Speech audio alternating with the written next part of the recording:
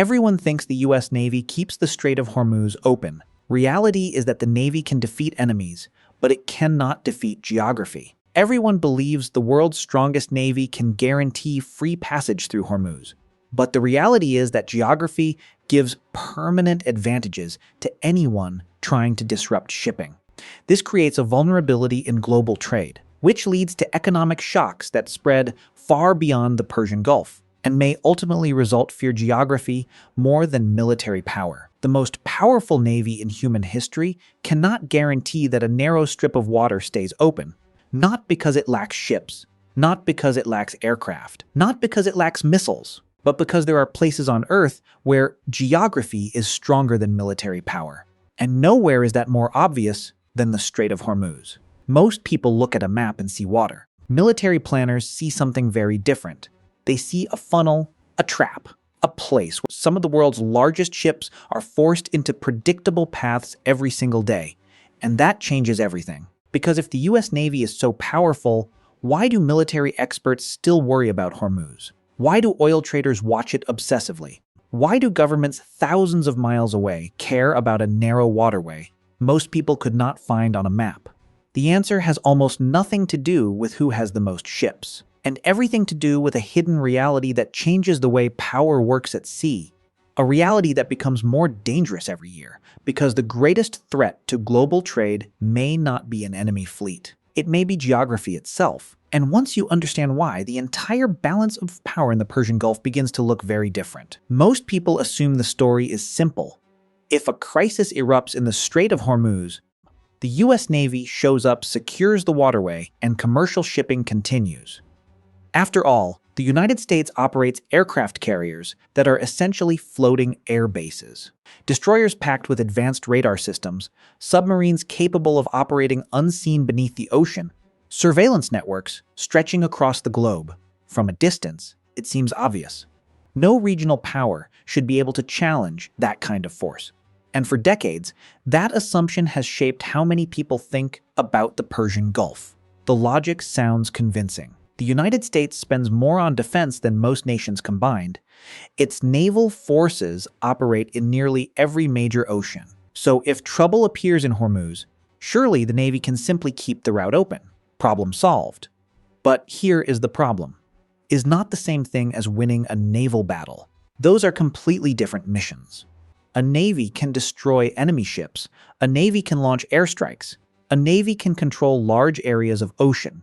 But commercial shipping operates under a different set of Hormuz. Imagine a tanker captain moving through Hormuz. His ship is carrying millions of barrels of oil. He is not thinking about military strategy. He is thinking about safety, insurance, risk, and whether his company wants him to continue. Now imagine that captain receives a warning. Reports of rising tensions, possible threats nearby. No ships have been sunk. No war has started. But suddenly the situation looks different. Because shipping companies do not need certainty to react, they only need doubt. And that is where the traditional story begins to break down. At first, this seems like the whole story.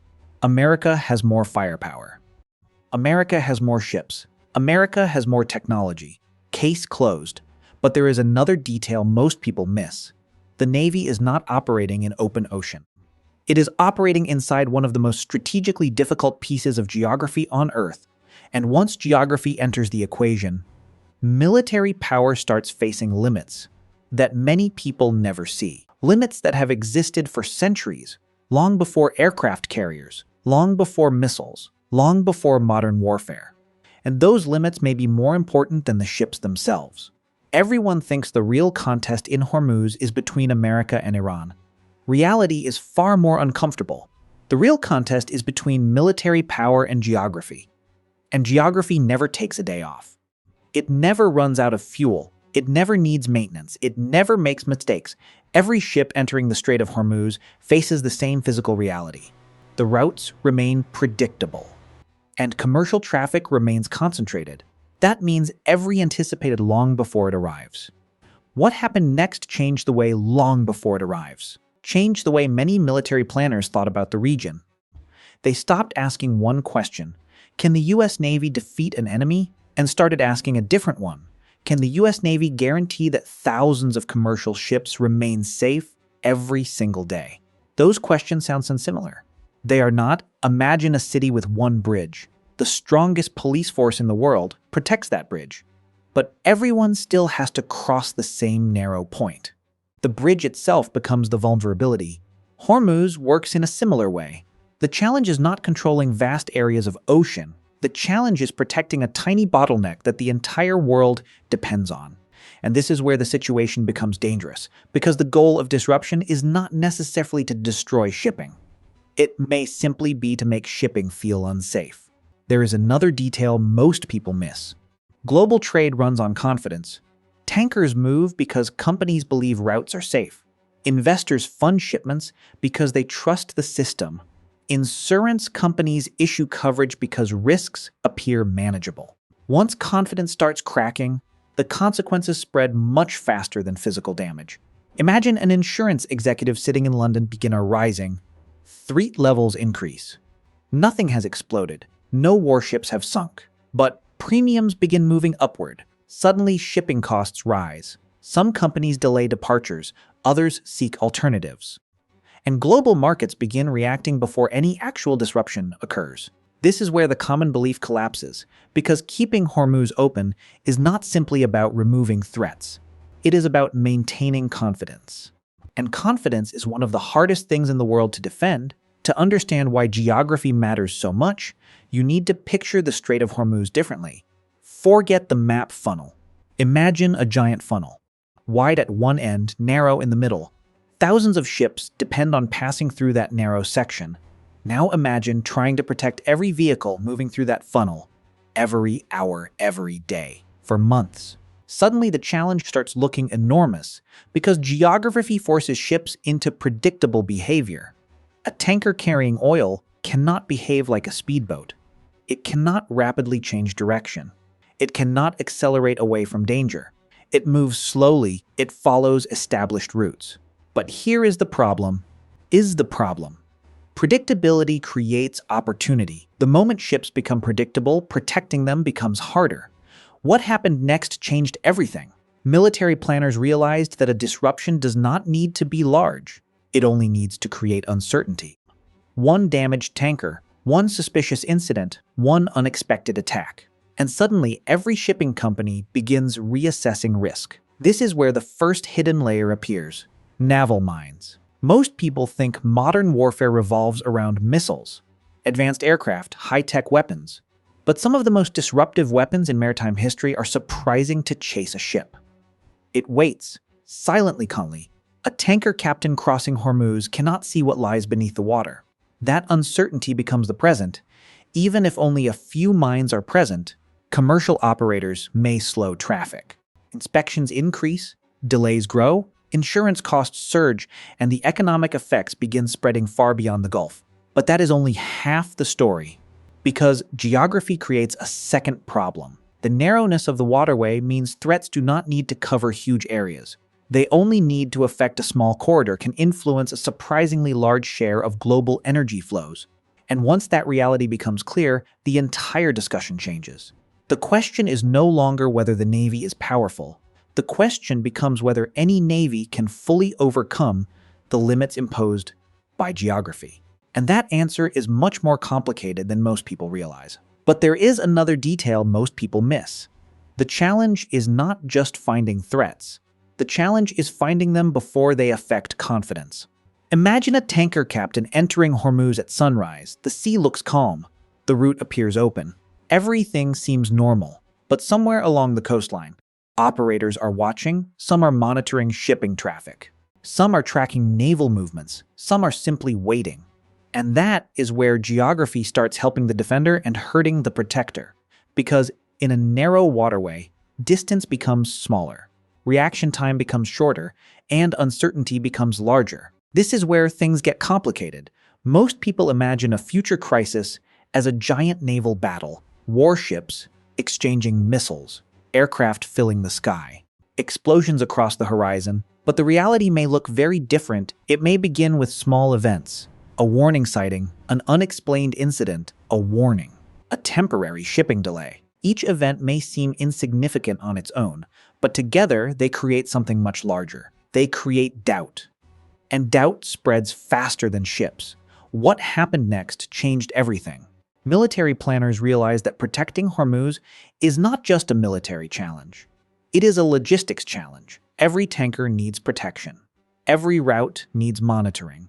Every suspicious contact needs investigation. Every threat requires a response. And the math becomes difficult very quickly, because a protector must be prepared for every possible problem. That imbalance matters. A handful of small boats can appear from multiple directions. A drone can force caution. A suspicious object in the water can trigger inspections. A missile threat can temporarily alter traffic patterns. Each individual event may be manageable, but together they consume time, attention, fostors, and confidence. Imagine a shipping executive staring at a screen. Departure schedules are slipping. Insurance costs are climbing. Clients are demanding answers. No one knows whether the situation will improve tomorrow or worsen next week. At that moment, the issue is no longer military. It becomes economic. And this is where the situation becomes dangerous, because global markets do not wait for certainty. They react to expectations. Oil traders begin pricing in risk. Investors start repositioning money. Businesses review future costs. Governments prepare contingency plans. And all of this can happen before major physical disruptions occur. This is why geography is so powerful. It does not need to stop every ship. It only needs to make people fear that ships may stop. That fear alone can create consequences that ripple across the global economy. Which means the ultimate challenge is not defeating an opponent. The ultimate challenge is preserving confidence inside one of the world's most important choke points, and that may be one of the hardest missions any navy can face. At first, this sounds like a distant geopolitical problem, a narrow waterway, warships, tankers, countries on the other side of the world, but the reality is very different. Because Hormuz is connected to everyday life in ways most people never see. Imagine a family filling their car at a gas station. The price does not see tankers. They do not see naval patrols. They do not see shipping routes. But they are still feeling the consequences, because energy moves through nearly every part of modern life. Fuel powers transportation. Transportation moves food. Food reaches supermarkets. Products arrive, receive materials. Everything depends on movement. And another detail most people miss. There is a not just gasoline-ness. Oil is not just gasoline. It appears in plastics, packaging, chemicals, manufacturing completely unrelated to energy. That means disruptions do not remain isolated. They spread. One industry affects another. Higher shipping costs affect businesses. Higher business costs affect consumers. Consumers reduce spending. Companies slow hiring. Economic growth begins weakening. What started as a maritime problem becomes a household problem. Imagine a grocery store manager reviewing delivery costs. Fuel expenses are rising. Transportation costs are shrinking. Eventually, those costs reach the customer, not overnight, but gradually, quickly. And that is often how economic pressure works. But that is only half the story. Because governments also feel the strain. Energy importing countries face growing pressure. Budgets become harder to manage. Inflation becomes more difficult to control. Political tensions increase. And suddenly, a narrow strip of water influences decisions being made in capitals around the world. This is why military planners worry about Hormuz. Not because it controls everything, but because it connects to so many things. A problem in Hormuz rarely stays in Hormuz. It travels across oceans, across supply chains, across economies, until it eventually reaches ordinary people living thousands of miles away. So what happens if this problem gets worse? At first, the answer seems obvious. The United States sends more ships, more aircraft, more surveillance systems, more firepower. And to some extent, that works, but here is the problem. None of those things change the shape of the strait itself. The bottleneck remains, the narrow lanes remain. The geographic constraints remain, and that means the underlying vulnerability never truly disappears. This is where the future becomes uncertain. One possibility is that nothing dramatic happens. The ships keep moving. The oil keeps flowing. The world keeps relying on Hormuz exactly as it does today. That is the most likely outcome. But history has a habit of surprising people, especially when critical systems become dependent on a single route. And there is another detail most people miss. Countries around the world already understand this vulnerability. Saudi Arabia has invested in alternative pipelines. The UAE has built routes that partially bypass Hormuz. China is searching for new energy corridors.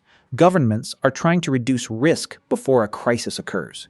The question is why? Because they know something important. They know the issue is not today's stability day. The issue is tomorrow's uncertainties. Imagine is an emergency warning. A tanker captain receives an emergency warning. Shipping companies suspend departures. Insurance rates jump overnight. Energy traders begin buying contracts in panic. Within hours, headlines appear across the world. And even before a single barrel of oil disappears, the economic shock has already begun. What happened next could affect far more than the Persian Gulf, because every major economy now depends on interconnected supply chains. A disruption in one place can create consequences somewhere completely different. A factory slows production. A transportation company raises prices. A grocery distributor pays more for fuel. A family notices that everyday expenses suddenly cost more than they did last month. The chain reaction spreads, not because someone conquered territory, not because a fleet was destroyed, but because one narrow passage became unstable. And that brings us back to the original question: can the most powerful navy on Earth keep the Strait of Hormuz open? Most people would answer yes. After all, America possesses unmatched military power: aircraft carriers, diters, submarines, aircraft, satellites. But after everything we have seen, the answer becomes more complicated. Because keeping a waterway open is not simply a military challenge. It is a geographic challenge, a logistical challenge, an economic challenge. And sometimes those challenges are harder to defeat than an enemy fleet. The real lesson of Hormuz is not about Iran, and it is not even about the US Navy. It is about how much of the modern world depends on a handful of narrow gateways. Gateways that look small on a map, but hold enormous influence over global trade, energy, and stability. For now, the ships are still moving, the tankers are still functioning, the markets are still functioning, but the vulnerability remains. And if a future crisis tests that vulnerability, the outcome may depend less on military power than most people imagine. So who is right? Those who believe the US Navy can always guarantee freedom of navigation, or those who believe geography ultimately has the final say? And if the next major crisis arrives in the Strait of Hormuz, will technology overcome geography, or will geography once again remind the world who is really in control? Write your prediction in the comments.